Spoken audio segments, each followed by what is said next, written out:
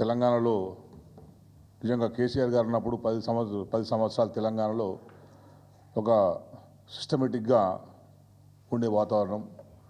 కానీ ఇప్పుడు కొందరు మీడియా వ్యక్తులు తెలంగాణలో విద్వేషపూరితంగా ప్రవర్తిస్తున్నట్టు చాలా స్పష్టంగా అర్థమవుతుంది. 10 ఏళ్ళ తెలంగాణ తర్వాత ఎవరెవరైతే తెలంగాణకు వ్యతిరేకంగా ఆనాడు ఉన్నారో, తెలంగాణ ఉద్యమం జరుగుతున్న సమయంలో వాళ్ళందరూ మళ్ళీ ఇప్పుడు కాంగ్రెస్ ప్రభుత్వ హయాంలో యాక్టివ్ అయ్యి ఆనాడు ఎట్లయితే తెలంగాణ రావద్దు అని చెప్పి అడ్డుపడ్డారో ఇప్పుడు మళ్ళీ కూడా ఇక్కడ తెలంగాణ రావడానికి ప్రధాన కారణమైన బీఆర్ఎస్ మీద విషయం కక్కే ప్రయత్నం చేస్తున్నారు. నేను వంశీ గారికి, ఎందుకంటే వంశీ గారు కావచ్చు, అక్కడ ఉన్న మిత్రులు కావచ్చు, చాలామంది నాతో కలిసి పనిచేసిన వాళ్ళు ఉన్నారు. వంశీ కూడా నాకు మంచి మిత్రుడు. నేను ఒకటే అడుగుతున్నాను, మీరు ఇచ్చిన ఐటెంల ఇది సమంజసమైందని అడుగుతున్నాను. మీరు దీన్ని ఎట్లా జస్టిఫై చేసుకుంటారో మీరు చెప్పండి. ఎందుకంటే నేను దీన్ని మళ్ళీ మీడియాకు చూపించదలుచుకోలే. ఎందుకంటే అంత అసహ్యంగా ట్యాక్స్ పెట్టేవాళ్ళు ఎక్కడ జర్నలిజంలో ఇప్పటివరకు అయితే నేనైతే మరి చూడలే. నేను కూడా పెట్టాను. నేను దాదాపు 23 సంవత్సరాలు నేను కూడా పనిచేసినాను. ఇంత అసహ్యంగా ఒక వ్యక్తిత్వాన్ని హననం చేసే రకంగా స్లగ్స్ కానీ ట్యాక్స్ కానీ ఎన్నడూ నేను పెట్టలే. అట్లా రైటప్లు ఎవరు చూడలేము, ఇప్పటిదాకా చూడలేను నేను. మరి మీరు ఎందుకు అది అసలు ఛానల్ నడిపిస్తున్నారు? మీరు ఏ విలువలతో నడిపిస్తున్నారు? మీకు ఉన్న ఎటువంటి సమాచారంతో కేటీఆర్ గారిని కావచ్చు, ఇంకో మా పార్టీ సంబంధించిన నాయకు కేసీఆర్ గారిని కావచ్చు, ఎట్లా మీరు అవన్నీ రాయగలుగుతున్నారు? ఏ సమాచారం ఉంది? దానికి ఏమైనా మీకు ఏమైనా ప్రూఫ్స్ ఉన్నాయా? ప్రూఫ్స్ ఉంటే ఎవిడెన్స్ చూపెట్టి ఫలాంది ఉంది, మీకు నిజంగా దీంతో సంబంధం ఉన్నదని చెప్పి ఎస్టాబ్లిష్ చేయాల్సింది. కానీ ఏది ఎస్టాబ్లిష్ చేయకుండా ప్రజల్లో దుష్ప్రచారాన్ని స్ప్రెడ్ చేయడానికి ఎందుకు మీకు అవసరం వచ్చింది? అంటే దీని వెనకాల పొలిటికల్ మోటివ్స్ ఉన్నాయని అర్థమవుతుంది. మీకేదో పొలిటికల్ మోటివ్స్ ఉన్నాయి. మిమ్మల్ని ఎవరో ప్రేరేపిస్తున్నారు. ఎవరు ప్రేరేపిస్తున్నారని చెప్పడానికి ఉంటుంది. మీరు చంద్రబాబు మనిషి కనుక అందరూ కూడా చంద్రబాబునే అంటారు. మేము చంద్రబాబు ఫండింగ్తో నడుస్తున్నది కనుక చంద్రబాబు ఫండింగ్తో అంటారు. మేమందరం కూడా అదే అంటాం. మీరు మొదటి నుంచి కూడా ఇంకా మేము మాట్లాడాలనుకుంటే చాలా విషయాలు మాట్లాడచ్చు. కానీ మేము ఇప్పటికి చెప్తున్నాం, అక్కడ కూడా మా వాళ్ళు పనిచేస్తున్నారు. తెలంగాణలో చాలామంది మీ జర్నలిస్టులు ఉన్నారు. మేము అదే చెప్తున్నాం, ఒక సిస్టమేటిక్గా పనిచేయండి, మీరు నీతి నిజాయితీగా పనిచేయండి, విశ్వసనీయమైన సమాచారాన్ని ప్రజలకు ఇవ్వండి. ఇటువంటి కంపు కుళ్ళు ఉన్న సమాచారాన్ని ప్రజలకు ఇవ్వకండి.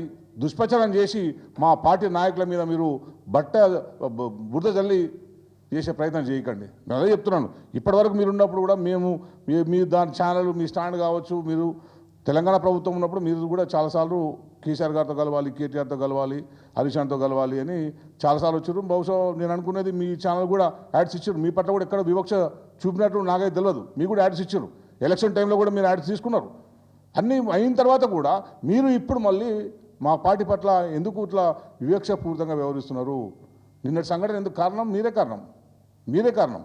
మీ యాటిట్యూడ్ కారణం. ఎందుకు అంతా రెచ్చిపోయి మాట్లాడుకుంటా మొత్తం మీ వ్యూవర్షిప్ పెరగాలంటే రెచ్చిపోవాల్సిన అవసరం లేదండి. కంటెంట్ ఉండాలి. కంటెంట్ క్రియేట్ చేసుకోండి. మంచి కంటెంట్ ఇవ్వండి. ప్రజలకు పనికొచ్చే కంటెంట్ ఇవ్వండి. ప్రజల్ని చైతన్యం చేసే కంటెంట్ ఇవ్వండి. ప్రజలకు తెలియని కొత్త విషయాన్ని తెలియజేసే కంటెంట్ ఇవ్వండి.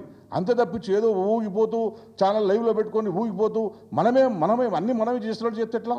నువ్వే చేసిపోయి చేస్తా మొన్న ఆయన ఎవరినో ఉరి తీయాలని చెప్పి అంటారు. మీరెవరండి? ఓ జర్నలిస్టులు చెప్పే పద్ధతి అది చెప్పండి. మనం రిపోర్ట్ చేసేవాళ్ళం.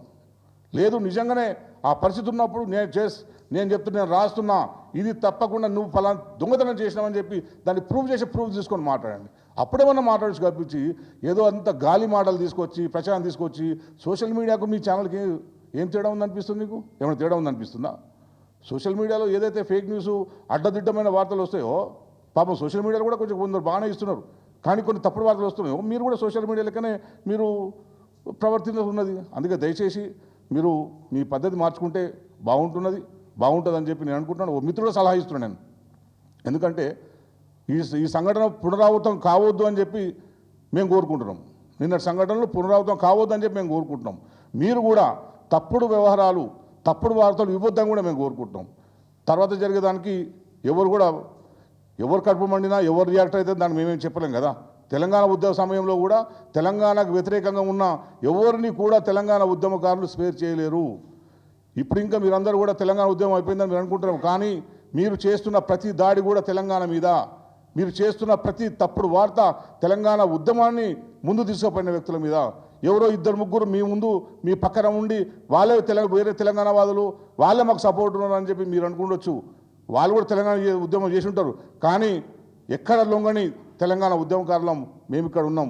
మేమందరం కూడా ఒక పద్ధతిగా తెలంగాణ ఏ ప్రభుత్వం ఉన్నా ఏ ప్రభుత్వం వచ్చినా శాంతి భద్రతలు బాగుండాలి, తెలంగాణ అభివృద్ధి జరగాలి, తెలంగాణలో ఇంకా ఏదైతే మంచి మంచి సంక్షేమ పథకాలు తీసుకొచ్చి తెలంగాణ నీళ్ళు తెలంగాణ దక్కాలి, తెలంగాణలో ఉన్న వనరులన్నీ తెలంగాణకు వినియోగించే విధంగా ఏ ప్రభుత్వం వచ్చే విధంగా ఉండాలని కోరుకునే తెలంగాణ ఉద్యమకారులు అందరం కూడా మేము బీఆర్ఎస్తో ఉన్నాం. మీకు అదే చెప్తున్నాం, మీరు ఏదైనా ఇట్లాంటి వార్తలు ఇంకోసారి రాకుండా చూసుకోండి దయచేసి.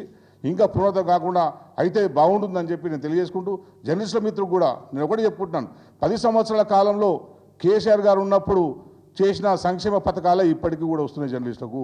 ఎక్కడ కూడా జర్నలిస్టుల పట్ల వివక్ష చూపలేరు. కరోనా వచ్చిన సమయంలో దేశంలో ప్రపంచంలో ఎవరు జర్నలిస్టులను పట్టించుకోకపోతే దాదాపు 2000 మంది జర్నలిస్టులకు ఫ్రీగా ప్రభుత్వం ట్రీట్మెంట్ ఇప్పించింది, వాళ్ళకు డబ్బులు ఇచ్చింది. 20,000 కొందరికి, 10,000 కొందరికి మీడియా కాని తరఫున కేసీఆర్ గారి డైరెక్షన్లో అవన్నీ ఇవ్వడం జరిగింది. ప్రతి నియోజకవర్గంలో జర్నలిస్టులకు ఇళ్ళ స్థలాలు కేసీఆర్ గారి సలహాతో ఇవ్వడం జరిగింది. అట్లా మేము తెలంగాణ ఇక్కడ ఉన్న జర్నలిస్ట్ అందరూ మా వాళ్ళు అనుకున్నాం, ఎవరు కూడా వేరే వాళ్ళు అనుకోలేదు. కేసీఆర్ గారు మీరేదో వేరే ప్రాంతం నుంచి అయినా మిమ్మల్ని వివక్ష చూపుతున్నారు అని మీరు అనుకున్నారేమో, అటువంటి వివక్ష ఎప్పుడు కూడా కేసీఆర్ గారు చూపలేరు. ఇప్పుడు మళ్ళీ ఒక పునరాలోచించే పరిస్థితి మీరు తీసుకొస్తున్నారు. తెలంగాణ ఉద్యమ సమయంలో మీరందరూ ఎంత వ్యతిరేకంగా పనిచేసినారో మాకు తెలుసు. ఆంధ్ర జర్నలిస్టుల ఫోరం పెట్టి ఎటువంటి ఉద్యమాన్ని ప్రోత్సహించారో మాకు తెలుసు. అయినా కూడా మేము మిమ్మల్ని ఎన్నడూ కూడా ఒక మాట అనలేము. తెలంగాణ వచ్చిన తర్వాత అందరం కలిసిమెలిసి ఉందాం, సోదర భావంతో ఉందాం, తెలంగాణలో శాంతి సౌభ్రవంతో ఉందామని చెప్పి అందరం అనుకున్నాం తప్పించి ఎక్కడ కూడా వివక్ష మేము చూపలేము, కేసీఆర్ గారు చూపలేరు. అందుకే మీరు ఇప్పటికి కూడా ఉన్నది ఉన్నట్టు రాయండి, వాస్తవాలని రాయండి. వాస్తవాలు రాస్తే మిమ్మల్ని ఎవరు ప్రశ్నించరు. మీ మీద ఈగ వాళ్ళని కూడా మేము మీకు అడ్డుంటాము. వాస్తవాలు రాయండి. మీరు వాస్తవాలు రాసినప్పుడు మీ మీద ఎవరు వచ్చినా కూడా మమ్మల్ని అడగండి, మేము చెప్తాం. అప్పుడు అరే మన తెలంగాణలో ఉన్నారు, ఓ ఛానల్ మంచిగా ప్రసారం చేస్తుంది, వాస్తవాన్ని ప్రసారం చేస్తుందని మేము కూడా సంతోషిస్తాం. అంతే తప్పించి అవాస్తవాల్ని వక్రీకరించి ప్రభుత్వం మీద లీకులు ఇచ్చిందని చెప్పి, ప్రభుత్వం మెప్పు పొందామని చెప్పి, ఇంకోవైపు చంద్రబాబు నాయుడు మెప్పు పొందామని చెప్పి ఇష్టం వచ్చిన రీతిగా రాస్తే కనుక ఇది కరెక్ట్ కాదు. అది దాని పరిణామాలు ఎట్లా ఉంటాయనేది కూడా ఎవరు చెప్పలేము. అందుకే దయచేసి ఏంటంటే అందరం ఈ తెలంగాణ శాంతియుతంగా ఉండాలని మేము కోరుకుంటాం. తెలంగాణ ఇంకా అభివృద్ధిలో దేశంలోనే అగ్రగామి స్థాయికి పోవాలని కోరుకుంటాం. ఇక్కడ అన్ని అంగాలు, అన్ని వ్యవస్థలు బాగుంటేనే తెలంగాణ అభివృద్ధి పదంలోకి వస్తుంది తప్పించి ఇట్లా రోజుకో లొల్లి పంచాయతీ పెట్టుకుంటే తెలంగాణ ఇమేజ్ దెబ్బతింటుందని చెప్పి నేను మీ అందరికీ తెలియజేసుకుంటూ, నేను జర్నలిస్టుల మిత్రులు కూడా ఎవరైనా ఇప్పటికీ నేను చెప్తున్నాను, మహా టీవీలో ఉన్న ఏ తెలంగాణ జర్నలిస్ట్ అయినా సరే మీరు వాస్తవాలు రాయండి, 100% మేము అండగా ఉంటాం. అవాస్తవాల్ని రాస్తే దానికి ఎవరూ బాధ్యులం కాము. Thank you.